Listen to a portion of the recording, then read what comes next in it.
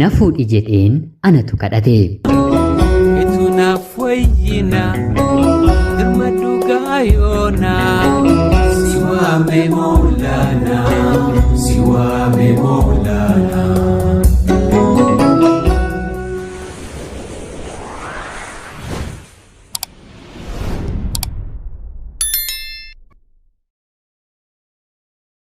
Yeroodhaaf maqaa kiyya himachuun barbaadu kanan dhaladheetti guddadhee Jiituu Magariituu Oromiyaa keessatti barnoota koos kutaa tokkoo kaasee hanga 8tti maatii koo biratti seeraan baradheera. Haa ta'uutii garuu kutaa 8ffaa akkuman gaheen hiriyoonni koo 2 dubartoonni butamanii jennaan anis akkamiin heerumu jedheen poolisii tokkotti heerume.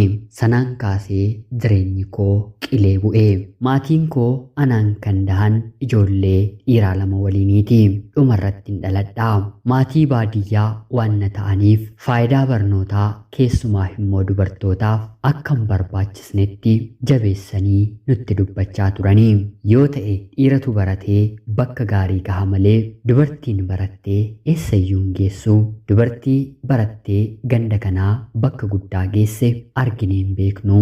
Yoo 8 dabarte 10 geessee ni heerumtii jedhanii dubbachaa na guddisanii. Sababa kanaaf barnoonni dubartiif kutaa 8 ol waan jiru iyyuu natti hin fakkaatu. Carraan dubartiin guddaan nama gaariitti heerumuu natti fakkaata ture. Abbaan koos haati koos waa kanatti ni amanu. Obboloonni koo dhiiraa 2 ergananii heerumee booda waggaama tokko keessatti 2 isaanii iyyuu fuudhanii. Yoo dhibe xiqqoo abbaan koo karaa barnootaa abdii isaan irratti qaba ture. Haa ta'uutii garuu kan isaaniis hin taane. Guyyaa gabaa Sanbata duraa fi roobii gara magaala aanaa keenyaatti hiriyoota koo waliin deemnee wanta maatiin keenya nutti kennan gurgurree wanta immoo bitaa koottaa jedhamne binnee gara qe'ee keenyaatti deebina. Yeroo kana ture anis hiriyoonni koos dhiirota waliin haasoo kan jalqabne karameellaa maastikaa nuuf bitanii dhungoos kan isaan nu barsiisanii. Akka naannoo keenyaatti kan gaa'ilaan fuudhu jaarsa seeraan gara maatiitti ergatee duudhaa hundumaa guutee maatii kan kabachiisuu danda'u nama maallaqa qabu harkisaa waa hidhachuu danda'udha. Haa ta'uutii garuu namni kana gochuu hin dandeenye carraan inni qabu intala waliin walii galee butuudha. Butuu jedhamee dubbatama malee intalatti dursamee naannoo akkanaatti sa'aatii akkanaa akka argamtu itti ni himama. Yoo isheen kadhatamtee takkaa 2 diddee sanaan booddee gara butii sirrii aadaa duubattafaa kan jedhamu sanatti dirqiidhaan ni heerumti. Gara gabaa yeroo hiriyoota koo waliin magaalatti imallu anaan haasofsiisuu kan eegale poolisii tokkodha.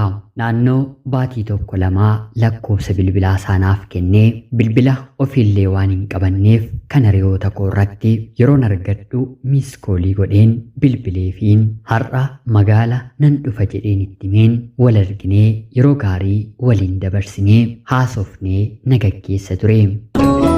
Itu naaf wayyina dirma dhugaayona siwaame Maulana siwaame Maulana. Booddee irratti moobaayila qabachuun wanta guddaa waan na ta'eef moobaayila naaf bite. Obboloonni koo warri dhiiraa natti dheekkamuu waan danda'aniif moobaayilli koo yeroo hunda saayilentii paantii koo keessa oolti. Gaafan magaala deemu chaarjiin godha malee gonkumaa akkan qabu hiriyoota koo dubaraatti malee eenyutti iyyuu hin himu. Yoon manaa narratti beeku jedhee tariin shakkee hiriyoota koo kanatti kennadheen isaanirra bula. Bifa kanaan otoo hin jiru hiriyoonni koo dubaraa 2 nuti heerumuufidhaa jedhanii natti dubbatanii. Yeroo kanatti gaa'elli isiniif godhamee moo butiidhaanii jedhee yeroon isaan gaafadhu lakkii hiriyoonni keenyi gabbara hin danda'anii sanarra jaarsummaan iyyuu yeroo dheeraa waan fudhatuuf otuu sagalitti hin darbiin dafnee heerumuu feena jedhanii natti dubbatanii torbanoota akkuma lakkoofsisaniin butamanii heerumanii. Sanaan booddee ture otoon heerumiin guyyaa tokko buluun waggaa natti ta'uu kan jalqabe. Umrii waggaa 15 akka dubartii manatti hafteetti of lakkaa'uu kan hin eegale. maarreegaa kan ani rakkisu jaalallee koo kan ta'e poolisii kanadha mitiiree yeroo hundaa na fuudhi malee jedheen gaaratti ol baheen bilbileefiin rakkisuun hin eegalee yeroo kanatti inni biyya biraatti na jijjiiruu danda'u barnoota kee addaan kutuun qabduu jedhe yeroo na gaafatu ani dhimma heerumuu malee dhimma barnootaa hin qabu jedheen isa namansiise booddee irratti innis jaalala wanta naaf qabuuf koottu waliin jiraanna jedhee na waamee fedhii koodhaan mana isaa galeen heerumeen jiraachuun eegalee sanaan booddee ture haatiif abbaan koo kan natti gaddan ulfinaan tokkittiin intala keenyaa manaa baata jennee otoo si eegnu nama keessaa nu qaanessitee jedhanii dhaamsa kan natti erganii kanaan booddee poolisii faana waliin jiraachuu eegallee jalqaba hanga baatii lamaatti jaalala gaarii naaf qabaa baatii lama booddee garuu fedhii koo malee dhuftee natti galtee ani otuu bakka gaariin ga'iin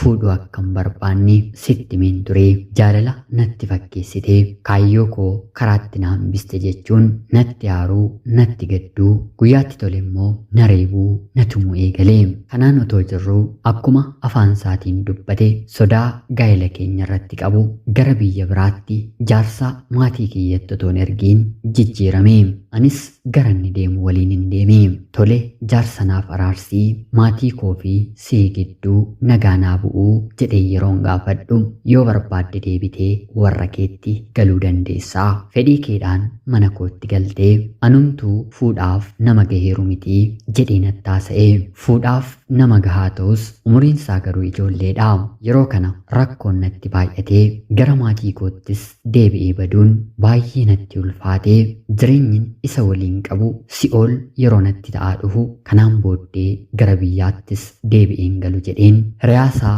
mana koo dhufu guyyaa tokko tokko nyaata ana biraa nyaatuutiin maaloo maallaqa naaf kenni nama kana jalaa baduun barbaadaa kunoo bahaaf galasaatti hin nareebaa hin natti dheekkamaa bahi anaan jedhaa jireenyi kun jireenya naaf hin ta'u jedheen gaafadheeni yeroo kanatti inni hanga danda'e na gorsuu yaale lakkii akkanan godheeni jireenyumatu isa dhiphisee ta'a yeroo booddee hin siif sirrataa riyaa koodha nan beeka nama gaariidha obsii jedhe na kadhate yeroo kanatti ani yoo xiqqaate amma baatii 7 waliin jiraadheera haa ta'uutii garuu jiraachaan jira otoo hin taane umurii koo gabaabsaan jira jedheen isatti hin dubbadhe yeroo kana hiriyaansaa kuni ati baay'ee bareedduudha hanga jijjiirraan bakka kanaa naaf milkaa'utti naaf obsiitii garan deemutti dhokseen si fudhadhee deemaa jedhee na gaafata. Itu naaf wayyina dirma dhugaa yoonaa si waame moolaana si waame moolaana. Jaalalleen hiriyaa kee yoo amala qabaatte kanuma keetii jedhee jechamaan haasa'ama mitiire poolisiin kun jijjiirraa gaafatatee gara biyya biraatti malee anaaf maallaqa naaf kennee gara isaa akkan dhufu taasisee abbaan manaan koo guyyaaman isa bira ga'ee ba'aan narraa ka'e jedhee hiriyaasaatti bilbilee yeroo kana ba'aa maalii jedhee hiriyaansaa kun yeroo gaafatuun haati manaan koo ni baddee nan boqodhee amma akka garaa kootti jiraachuun danda'a jedhee deebisee fi yeroo kana inni kun kan dhuunfaasaa na godhateera mitiire baga gammadde kaa isheefis carraa gaarii hawwaa jedhee nagumaan bilbila irratti cufate kanaan booddee isa lammataa kana waliin jireenya ni galee jalqabni isaas gidduun isaas nama gaariidha wantan barbaade hanga humni isaa danda'e naaf godha umriidhaan xiqqoo mana 20 keessa jira dhiirri siitiin gaddisiisu dhiira dubartiin beeknedha amalas bareedinas ogummaas waan sitti hafe tokkoyyuu hin qabdu waaqni siin eebbisee naaf kenne malee ati anaafuu hin maltuu jedhee yeroo hunda na jajaa kanaan otoo jirruuti waggaa tokko akkuma jiraanneen barnoota na barsiisii jedheen gaafadheeni yeroo kanannis deemee dhoksaadhaan gaggeessaa kiyya naaf baasee barnoota kutaa 8ffaa itti na fufsiisuuf yaale haa ta'uutii garuu kanaan otoo jirruu abbaan manaan konni duraa akka hiriyaansaa kuni anaatiin fudhatee deeme dhagaha poolisiidhaan maaliin doorsisa yoo jettan rasaasa mootummaa of harkaa qabuuni abbaan manaan konni jalqabaa bakka jirrutti nu fixuudhaaf meeshaa hidhatee gara keenyatti imaluu yeroo jalqabu hiriyoonni isaa dursanii bilbilanii fi nuti mana gadhiisnee biyyaa baanii. Meeshaa keenya tokkollee manaa waan hin fudhanneef manaan koo jalqabaa akkuma mana keenya bira iyyafatee gaheen balbala rukutee seenee uffata koo, uffata abbaa manaa koo, meeshaa mana keessa jiru beenzina irratti firfirsuun balbalatti baasee gubee. Aariidhaan rasaasa tokkos dhukaasee balleessinaan qaamni poolisii bakka jirutti saqabee gara mana hidhaatti darbatame. Sanaan booddee ture anaa fi abbaan manaan koo inni lammaffaa magaalaa Finfinnee biyya hin beekne keessatti rakkoo fi gidiraa garaa waliin arguu kan eegalle. Maallaqa baankiirraa of harkaa qabuun mana nuuf kireessee ofii hojii garaa barbaaddachuu eegalee booddee irratti karaa firoottansaa milkaa'ee fi waardiyyummaa baankii baatii 2 keessatti bakka 2 dhaabbataadhaan argate. Sanaan jireenya keenya jalqabne. Anis hanga hin danda'e isa gargaaruuf jecha hojii humnaa jalqabus haa ta'uutii garuu dadhabbii narratti argeen hagabuu oollee hagabuu bulla malee kanaan booddee gadi baatee hojii kana hin hojjettu naan jedhee abbaan manaan kuna dhorke. Eega kanaatii bitaas mirgattis qabeen wantin hojjedhee jireenya keenya jijjiiruu danda'u na biraa gaafa dhibu abbaa manaa kootiin gara biyya ambaatti na gaggeessii xiqqoo hojjetadheen yoon danda'e lafa yoon cime immoo mana ijaarrannee bor ijoollee horannee waliin jiraannaa jedheen gaafadheeni. Yeroo kana innis ol baasee gadi buusee erga laalee booda waliin mari'annee waadaa mana amantaatti geessee na galchisiisee paaspoortii naaf baasee viizaan koos torbee 2 keessatti naaf deebitee gara biyya ambaatti imala koo raawwadhe. Karoorri waliigaltee keenya hanga waggaa 2tti hojjechuu qofa ture.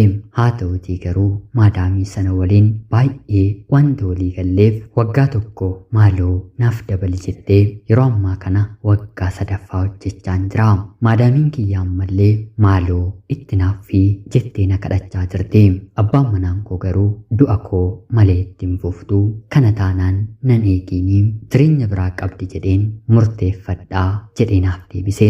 Ani garuu kontraata kana ittiin fufu yoo rabbi jedhe nagaadhaan gara biyya kootti galeen rabbi akkuma na gargaaretti manan ijaarradhe keessa jiraadheen jiruu koo hafte yoo rabbi naaf kenne ijoolleellee horadheen jireenya koo gaggeeffadhaa. Nagaan gara maatii keetti deebi'i. Abbaa manaa kee nagaa siifaa godhu naan jedha. Yeroo hedduu jaalala keessatti poolisiin, barsiisaan, konkolaachisaan amanamaa miti jedhama. Haa ta'uutii garuu nama hunda akka hin taane isaanuma keessa gaggaariin hedduun akka jiran abbaa manaa koo irratti argeera. Ana obboleettii keessan biyya ambaarraati. Ulfaadhaa nagayaatti galatooma.